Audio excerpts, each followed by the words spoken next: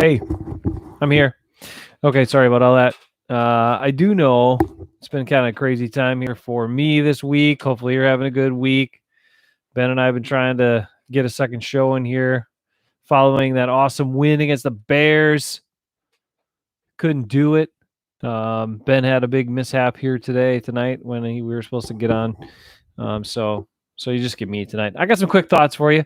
Not a whole bunch of recap of the game. Sorry about that. Hopefully you watched it and enjoyed it as a Packers fan because it was a marvelous game. Classic Packers Bears here in recent years. Tight games, difficult games, and then in the end, Aaron Rodgers gets him again. And if you didn't love what he said to the crowd, come on, man. I don't care what kind of fan you are. Even Bears fans should love it. It was awesome. It was freaking awesome. It's just a pure great moment, and again, stuff like that goes on all the time. It's just that the mics don't always pick it up on the field. This time they did, and it was classic. And it's true. It's true. He does own them. He owns the freaking Bears, man. The Packers have owned the Bears. And then the one annoying thing, can I just say this really quick? The one annoying thing, sorry, I have to get this out. Peter Schrager, Good Morning Football, love the show, love what they do.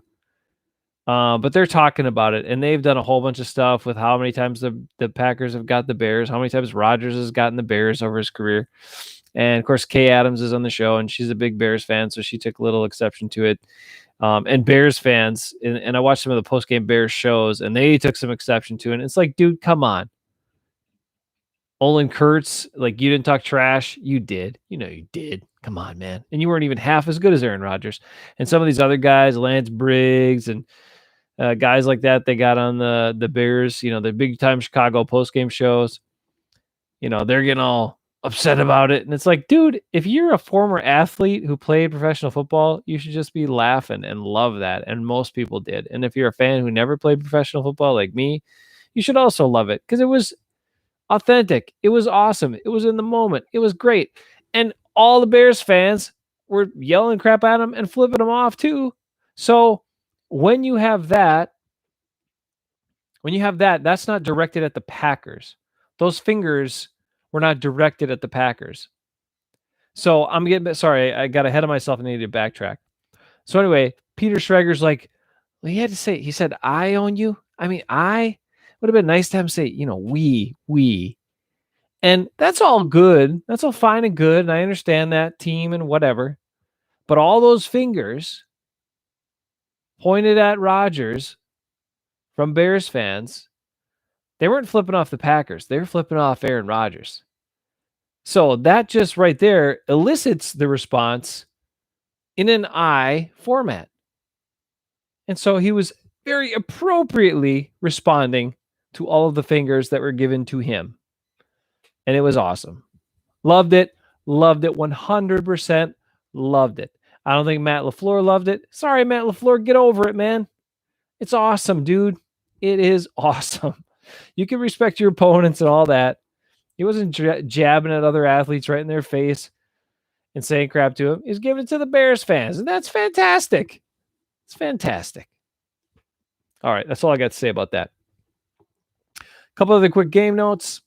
Again, Packers, it was a weird game because they had good final rushing numbers, but that was because of a couple of big runs by each back and chunk runs by Jones in the second half.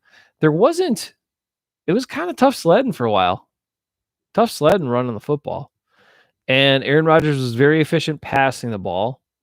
Not a lot of deep shots. Again, they're missing MVS. And we'll talk maybe a little bit more about that in upcoming shows, is how much of a difference he has made. His absence has made to the way this offense can run. Aaron Rodgers talked about it in his press conference this week. They asked him about deep plays. They asked him about is that working? And he said, the biggest thing is 83 is not in there. And 83 is their guy. He's their only guy that can take the top off the defense. He's their only guy that can really legitimately run past people on pretty much any play. And so with him out there, teams can play up. They can play the shorter stuff. They don't have to worry about getting beat deep much. And hence you see what you see. But that's okay. They were patient. Aaron Rodgers was patient. Took the easier plays. Let them come to him. Aaron Jones had a great touchdown reception. That was awesome move by him. Juke the guy right away. Great stuff. Sadie's out in front, kind of leading the way. Some other good stuff happening. Royce Newman was bad again. I told you about Royce Newman last week, and I understand. Nobody likes to react to the things that I go off about. It's okay if Ben goes off about stuff and you react to that, but I go off about it. You're like, yeah, radio silent. Most people, no comments on that. That's calling you out. Calling the Hafeman Bros fans out. Where you at, man? Go ahead. I speak the truth to you. Royce Newman, dude, he is a problem. He should not be starting. So, Bakhtiari's back in practice this week. You got Jenkins back. Royce Newman needs to be his ass on the bench. Runyon over to right guard. LP at center. Fine. Billy Turner at right tackle. He's doing okay some of the time. I think Aaron Rodgers got hit a little too hard recently. He was talking like Billy Turner's been great. He has not been great. Refs were really bad. They were really bad, Eric. How's you're right? Refs were really bad on everything in that game. It's like they didn't even know how to function of a football game. It's a very good point, Hauser. Oh, yeah, the Rodgers grabbed his face mask after the play and didn't get called for being mean Rodgers. There's a lot of stuff that went on to that. He wasn't trying to grab his face mask, and he didn't even grab it for long. He didn't pull on it. Like, relax, dude. It's okay. It's okay. I'm sorry Rodgers owns you and your Bears fans. I'm sorry, Hauser. Sorry that makes you mad, but it's the truth, dude. It's the truth. Deal with it. Another quick thing, though. You get me sidetracked, Hauser. You get me sidetracked. Stop it. I get sidetracked easy enough. You know how this goes late at night. How's it not offsetting penalties? I don't know. But, dude, come on. The refs were just really, really bad in that game across the board. So, I don't know. I want a fair game too. But, come on. That play wasn't a big thing. And a lot of people crying. Okay, well, let's get the crying out of the way. A lot of people crying about, Justin Fields chucked it up in the end zone because he thought he had a free play, and Kenny Clark was the offsides and blah, blah, blah. And then they're like, and that led to the Packers got a touchdown. Well, Justin Fields I will say this about him. I don't know if he's going to be a good quarterback. I really don't. But I do know that he didn't show me a lot on Sunday to give me much faith. He also he's supposed to be athletic and make plays on the run, or supposed to be a good deep ball thrower. And it seemed like whenever he panicked or got outside the pocket, he just chucked the ball up in the end zone or chucked it like 50 yards up and not really even give his guys a chance to make a reception or come back to him. Or it didn't seem like he was doing much playmaking when he would get outside the pocket. He was just chucking the ball up and hoping something good would happen. And that's not really a good thing. The one thing, though, is that interception. Okay, it happened in the end zone, first off. So the Packers then still had to go the length of the field to turn that into anything. So all the people that are like, oh, my God, that changed the game. It gave the Packers a touchdown. No, it did not give the Packers a touchdown. The Bears were 50 yards from a touchdown. He chucked it up like an idiot, a la Favre style back in the day. Got intercepted in the end zone. Packers got it at the 20. They still had to go all the way downfield to turn that into anything. So relax on that one. Rodgers gets all the calls. It's like Brady. No, he does not.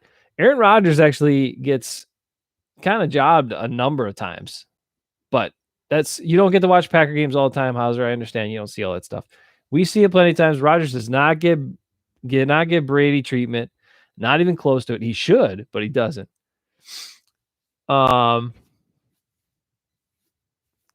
Unsportsmanlike conduct. Okay. The issue there was I am biased. No, I'm not, dude. Look, the issue with that whole when the replay showed in that particular situation where Rodgers grabbed the guy's face mask by accident, wasn't trying to grab it for a second by accident, was that the guy was like came back at him. He was trying to just get him off him. Like he was on Rodgers. He was kind of like hanging over him for a while, and Rodgers was trying to get him off him. And then that happened. And then when it accidentally got his face mask after the guy was talking trash to him and wouldn't get off him. Then he came right at his face, and that's when the unsportsmanlike was called. That's what happened. I know he grabbed the face mask by accident. Fine, you want to throw a flag on him? Whatever. I don't care. Not a big issue. Not a big issue. But that did not change the game for the Bears.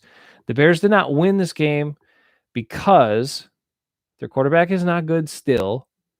I know he's a rookie. Maybe he get better. I didn't see anything in that game that showed me he's got a lot of promise, but maybe who knows? I don't think Matt Nagy has much faith in him. And I don't think Matt Nagy felt really comfortable after the game either. He seemed really uncomfortable during his press conference. He seemed really nervous the whole time answering questions. He said basically the same answer to every question. I question, Matt Nagy probably make the whole year, but probably on the outs. Got to find a new coach too. So what does that mean for the Bears before I move on to what I really wanted to talk about, since Hauser's in here? Hauser, love you. How you doing, buddy? Is that the Bears are going to be changing a bunch of stuff again. And one thing that makes it really hard to win in the NFL is constantly changing offensive systems, constantly changing coaches, constantly changing players at key spots. And that's what the Bears have been doing forever and ever and ever, trying to figure it out. As a Bears fan, you got to ask yourself, what is it? What's not working? Is it bad evaluation of talent? Is it bad coaching? Is it just the players aren't right for the system? The players aren't right for that team or climate? Like, the Bears defense is supposed to be this dominant. This is one thing that confused me. The Bears defense is supposed to be this dominant defense, right? Just dominant defense. Great front four. That's all I kept hearing all the Packers coaches talk about. Everybody else talk about how great the Bears front four was. But the Packers have all these injuries on their offensive line. They have a crappy rookie starting at right guard. They have Billy Turner at right tackle, who can easily be exposed. And the Bears didn't really do much. This great front four didn't really do much against those guys. So is it, I don't know what it is. It's not holding, Hauser. The Packers aren't even good at holding. It's unfortunate. Bakhtiari's good at holding, and he's coming back, so that helps. But the rest of these O-line guys, they can't hold. They don't even know how to block, and they can't hold very well, most of them. So generally, they block for like 1 second, and then their guy gets past them. A la Royce Newman, a la Billy Turner. John Runyon hangs in there okay. LP battles. And Jenkins, he got schooled. He got schooled at left tackle coming back. All pro Elton Jenkins, Bruce's guy. Now, I like Elton Jenkins. He's a good guard. He's not as good as everybody says he is, and he's not a good tackle, but they have him playing there again right away. I thought Yashi should have stayed at tackle and then put Jenkins at left guard when he came back, and then get Runyon over to right guard and get Royce Newman the hell out of there, because Royce Newman is bad. Get him the hell out of there. And then find a way to get Billy Turner off the field too. And then LP at center makes a ton of sense. It's his best spot. He's the man. Look, that's what this game is all about.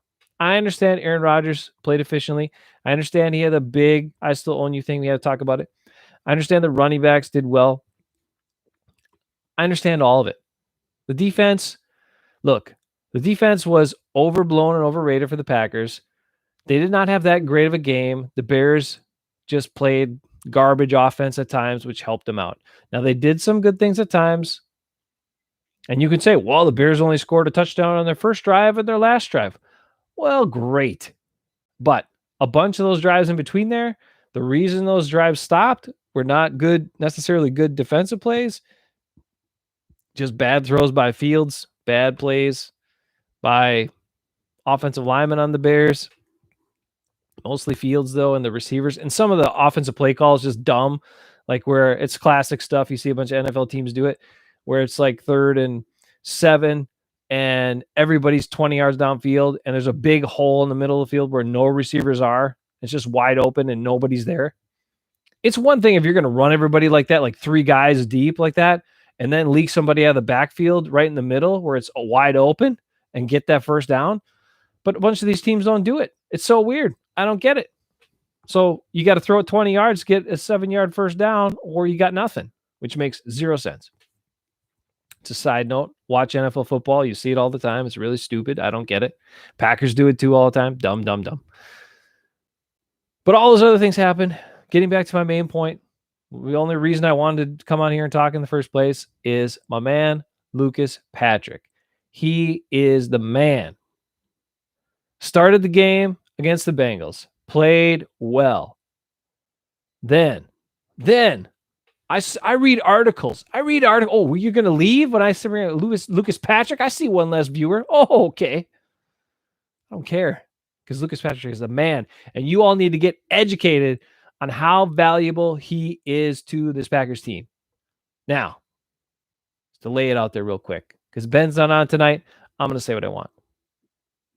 LP, Lucas Patrick, my man, plays a good game. And then I read articles. Leading up to the Bears game. Help is on the way. Oh, gosh. Josh Myers is coming back. Oh, my gosh. Things are so much better. What happens? Josh Myers comes back. 4 plays in the game. Injured out of the game. LP get back in there at center and play it. And he played awesome. And not only that, Lucas Patrick was the highest graded Packers offensive lineman of the game by the Packers coaching staff review. Think about that. The one guy who didn't get a single first team snap all week long in practice. The one guy, hey Zero, how you doing? Nope. No injuries. The one guy who didn't get a single snap all week in practice. The one guy who all they want to do is replace all the time. All they want to do is get somebody back and bounce him out of the starting lineup. Is ready to go. Gets back in there. Plays awesome and plays better and his grades out better than a Pro Bowl Elton Jenkins and Royce Newman, your favorite new guard, and Billy Turner, who Aaron Rodgers is raving about, and all the Packers coaches talk good stuff about all the time. Even though we know the truth, he's not very good. So, what is the value of my man, number 62? What is it? It's incredible value. And to be honest, even when Myers comes back, Lucas Patrick should be the starting center. He's better than Josh Myers, especially at this point in his career. He's not as physically intimidating. Myers is bigger, faster, stronger. Yep. But Lucas Patrick gets in the way. He knows what's going on.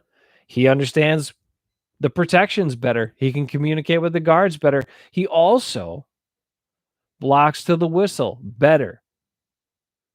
Lucas Patrick is the man. He's probably going to get kicked to the bench again as soon as Myers is back. But until he comes back, LP's in there at center, and he'll do what he has to do. And he gets the job done. All that guy ever does is work his butt off, try his hardest, and when he gets a chance to play, gets the job done. That's why he's my favorite Packer. That's why he is the man. And that's why he's an incredibly valuable piece to this team, whether you like it or not, or you acknowledge it or not.